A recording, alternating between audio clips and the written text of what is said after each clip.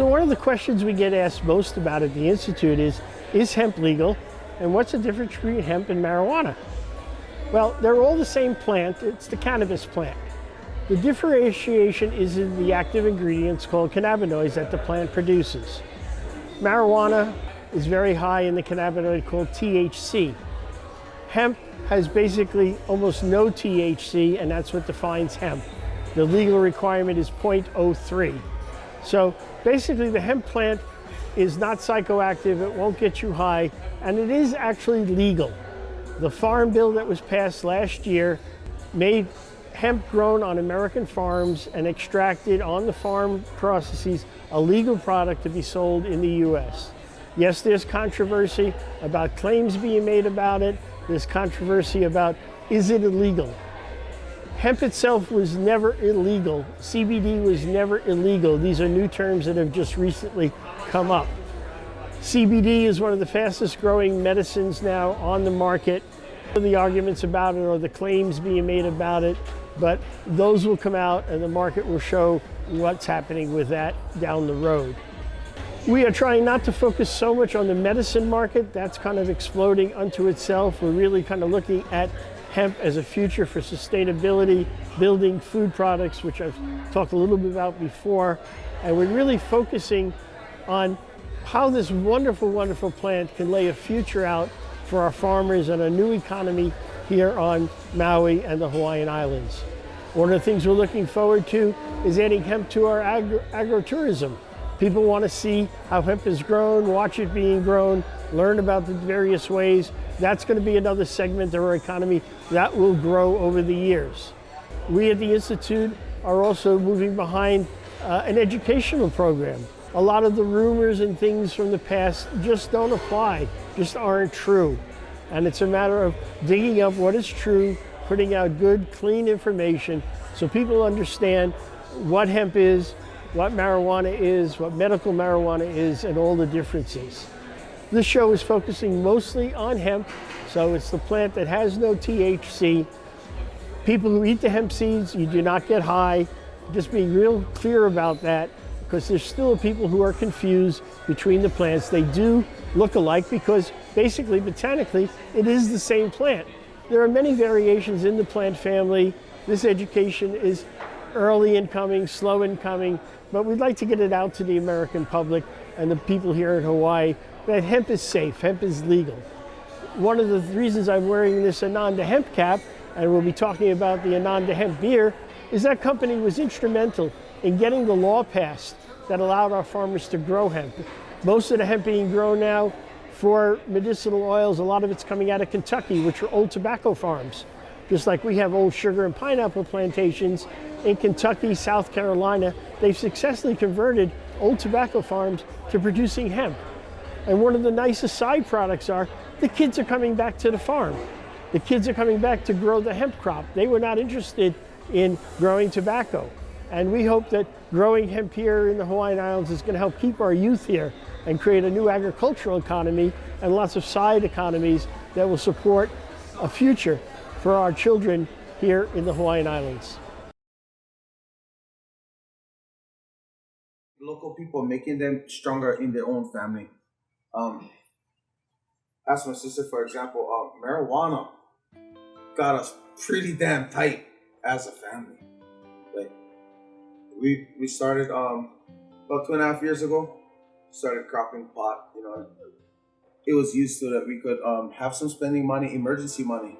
If one of the kids got sick, and it helped out, as well as it got the whole family to come together, and we all grow together, we trim together, we're conversing, you know, to eat on the same table. I don't remember growing up because my dad is in a sketchy situation in his life, you know, come out of the Marine Corps and he's a Hana boy and get into a drug situation, you know, so I don't ever remember sitting down with my parents or my sister having a dinner, you know, or having a breakfast together, you know, but I do remember having my mom being there and we would eat, you know, together, being up to my uncle's house, and I would eat with his wife and his kids on the table, you know.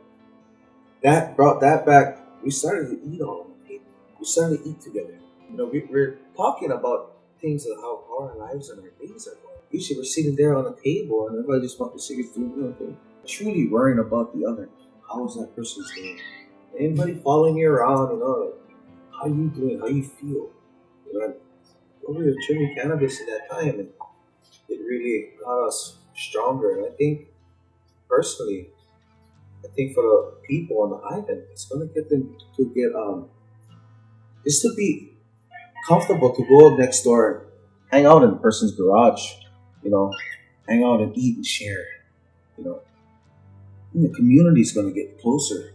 I think cannabis and hemp, as well as we weren't just growing cannabis, we were growing food, to eat papayas off your own land. It feels good, I don't know why a lot of people kind of get to that in their head, We all got a mango tree in our yard, so obviously there is other things that we could be growing and stuff. And I think having that hemp and cannabis is going to make everybody feel competent to even start to do that, or want to do it, because for some odd reason, you could not be a planter and stuff, but you have a plant back there. You're going to want to go out there and water it, look at it every day, cherish it. Now you got that, you got enough energy to go out and do something with it. You're going to start doing more in our yard. I'm lucky my uncle loved his yard, and he had it always going and kind of flourishing. And now we got your technique of soil. Yeah, we got mountain apples almost throughout the whole year. It's kind of weird. The hemp and the cannabis can give you your own power. You'd be amazed what you can do with them. Hemp and cannabis. Cannabis being where you can share with other friends. Share. You could get fruits from them. Not just sell them to them. Give them something. Share something. You touch their heart in a different way. Hemp, medicine-wise, take something away, give something to somebody where they don't need to give the kid or pharmaceutical. It's a natural herb. It's all natural. It's something real that will make someone open their mind for another herb, one other healing substance. And cannabis would be a good thing to everybody individually. To have your own, not have to go to a dispensary or go to a street dealer to find it. To just have your own and sustain your own, as well as share them. And people seem to love you a lot more. That's just the real. If everybody had that on their own, you'd be a lot happier. It's gonna start something really big. I think hemp and cannabis being legal here for the community, it's gonna start something big. It's gonna start it's gonna just make a better environment. Not only a better environment, but a little humbler community. Yeah, I think that hemp and cannabis is a big thing. It's gonna open up our community to learn other herbs, vegetables. If you can grow a cannabis plant, you can pretty much grow anything else. I think that's the hardest thing for you to grow. That sucker gets sick, that bugger get stressed, get animals try to kill him, get insects that bother him, like shucks, the bugger get just as much issues as a human being. If you can cultivate that and master that, there's nothing really you cannot do. And why not start off with a natural herb? Something real, that is the hardest of the hardest to try and cultivate, doing cannabis. Hemp being an easier thing, But once you master those two guys, there's no fruit that you can't grow, there's no vegetable that you won't be able to grow. Because once you mastered the soil, mastered the content of it. You mastered the way of it's rejuvenating life in the ground. You could grow the best of the best vegetables. We got the science to do it.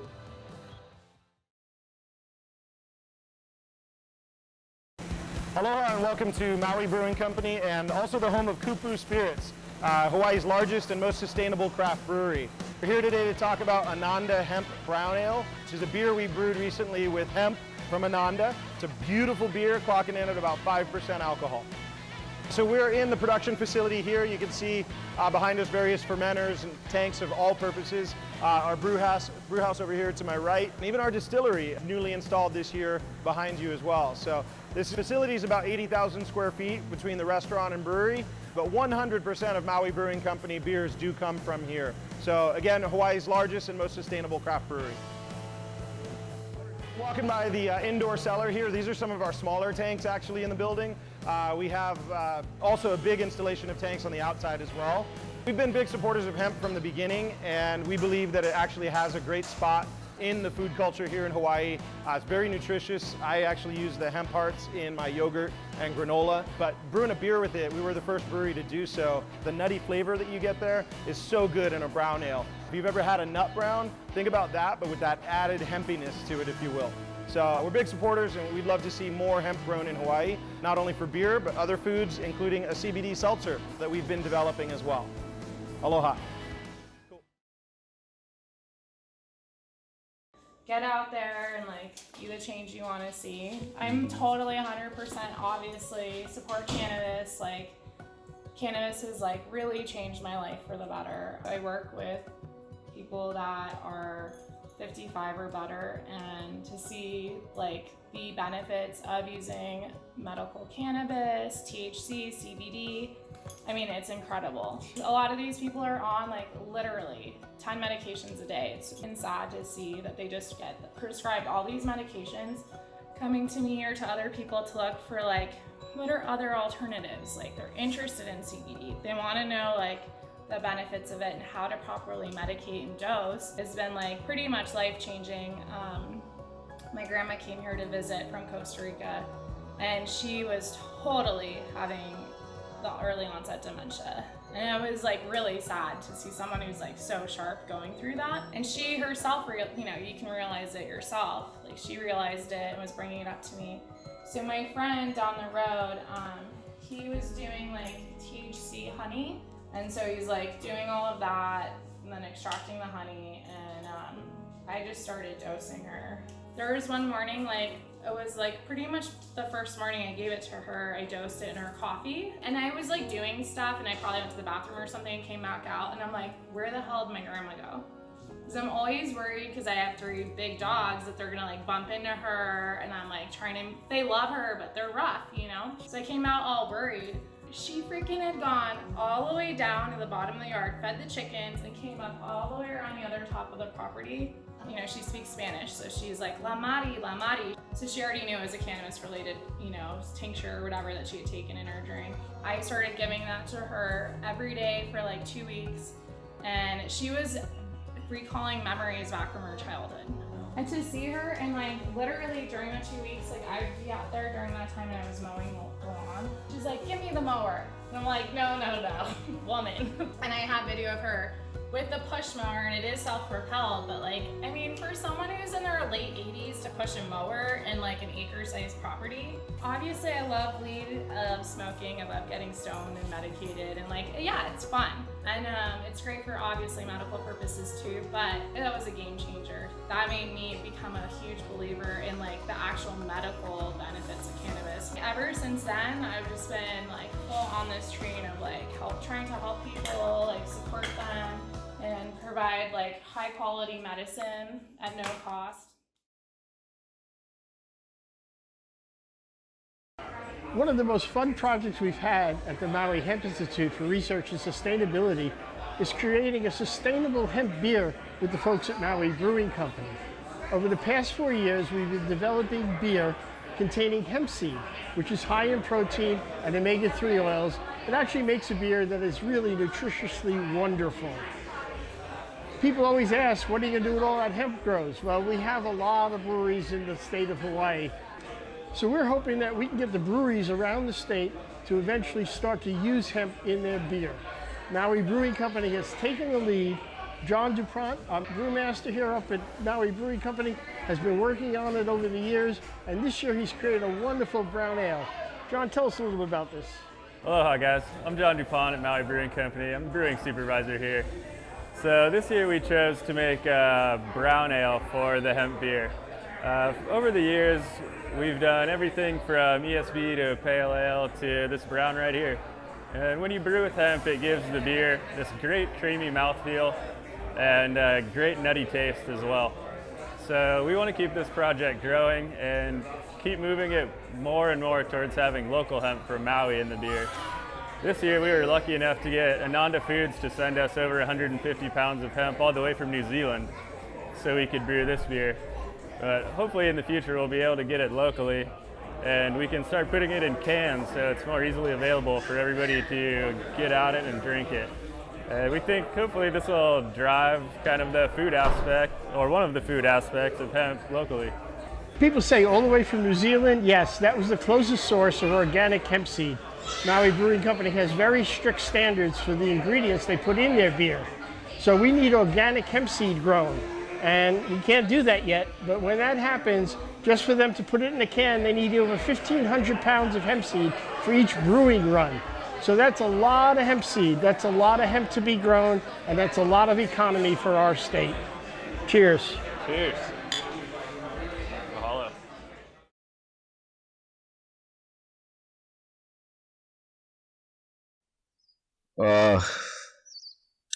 Iraq, 05, 06, if I remember. And then did one tour there, came home,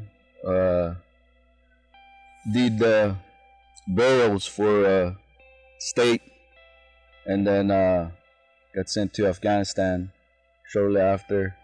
I got a concussion up in Afghanistan, and that was my trip. You know, coming home, just messed up everything. I don't know from left to right after that. I mean, upset. There was things happening I couldn't explain. You know, and it's just my emotions just is, I don't know, man. It's ugly. War is not. It's not fun. I had concussion and got home. Post deployment assessment, got red flagged. Went through the process of checking up and whatever. We got red flag, and then after that was psychiatry, medication, all the way through. You know, what is it? Twice a week, behavioral health. Some of the meds that I was on that I can remember: clonazepam, Klonopin, I think, Minipress, Atarax. I get an SGB shot on my neck, C4, C5, that, you know, controls part of my brain, fight or flight, part of the brain. I don't know. It's working though. Every 3 months for the past 2011. I've been taking the oil and the herbs. I'm a better place than I was, you know, last year, 2 years ago, 5 years ago. You know, I can actually, you know, appreciate little things a bit more. Family, friends, you know. Nothing made sense, you know. I was, I was stuck. I wasn't moving. I was stagnant, you know. And then that's when depression kicks in and the whole works. I mean, too dark. I don't want nobody to be there, you know. It's crazy.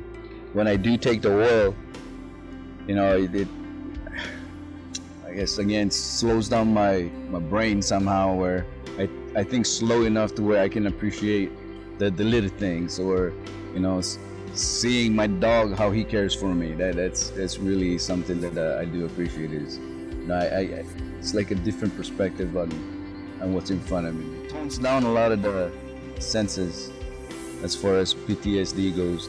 It's not just military who gets PTSD. It's everybody who gone through life. It relieved a lot of the symptoms for me to, I don't know. It's hard for me to describe it because it's been a while. It's been a while since that happened. You know, overall it was a good, you know, good experience. It slowed down my thinking, my rapid thinking, my, you know, 100 miles per hour thinking. Somehow it slowed me down to where I could, you know, take a breather. Well, when I had that feeling of slowness, and I was like, hey, maybe this is where I can recoup, you know, start what I need to be in this level, you know. It's hard because I was still on pharma. The feeling it gave me kind of allowed me to at least kind of rally up my thoughts. Well, what I can't go, where I need to go, as far as, you know, I don't want to be in the dark hole, you know, ever again. It gave me hope that it's like there's something there that relieves something. I don't know what it is. That's all I needed, was that glimpse of hope. And, you know, you gotta, you know, kind of pursue your own wellness after that. Yeah, man. And then the veteran community out there is, you know, I know a lot of them that would want to try, but there's that thing like that cost, and a lot of the veterans that I know now, you know, would like to have access to it, and then that's where I come in.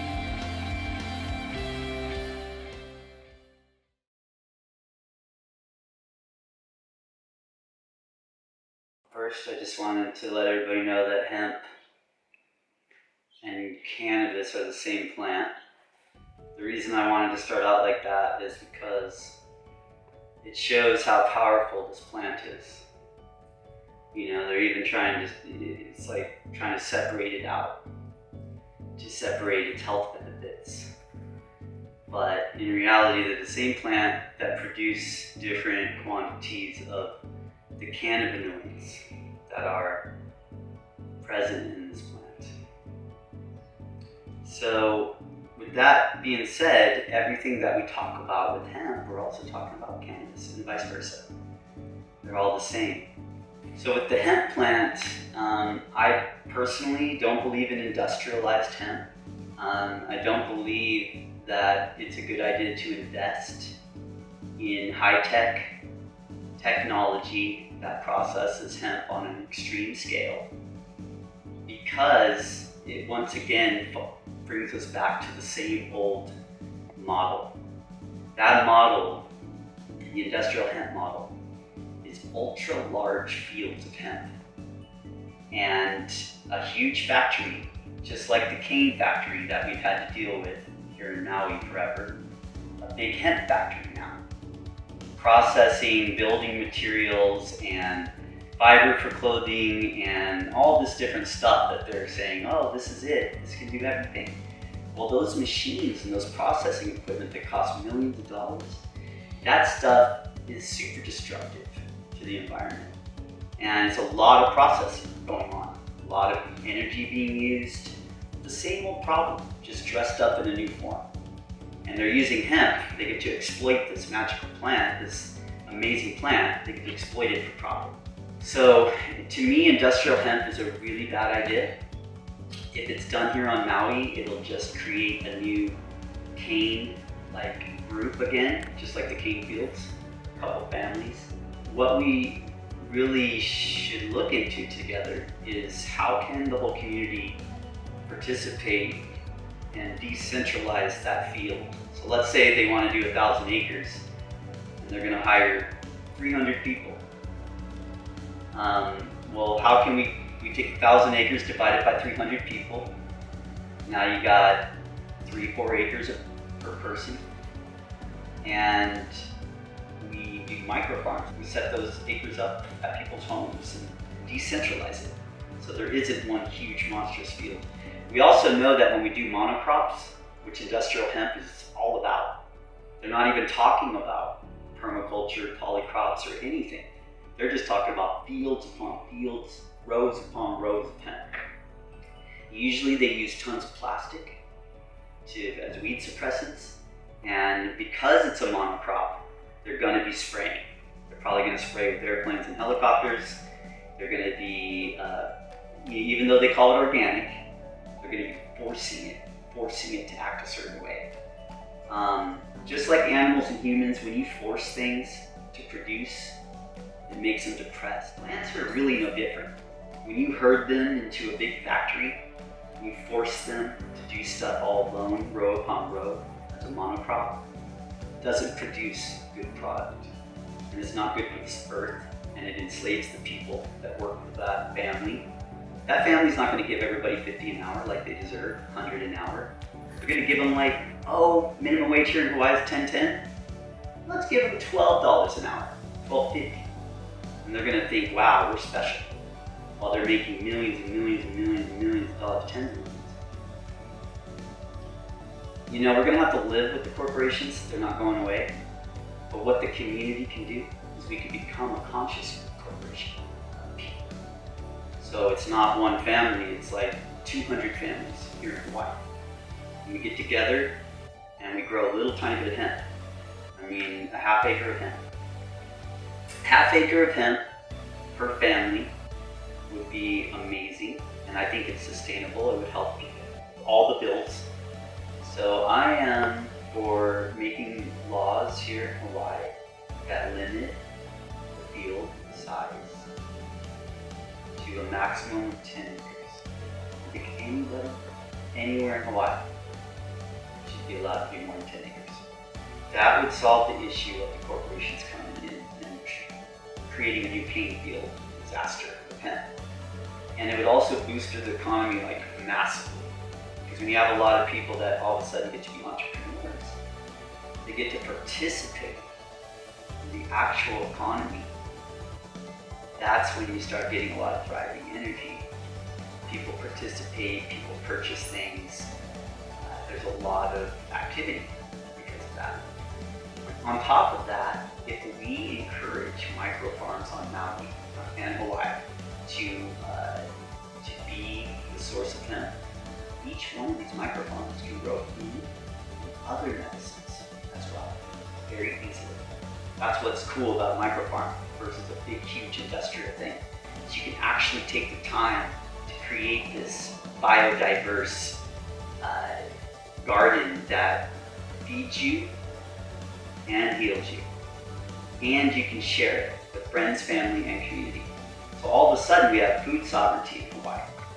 Hemp alone could stimulate a food sovereignty movement on a huge scale in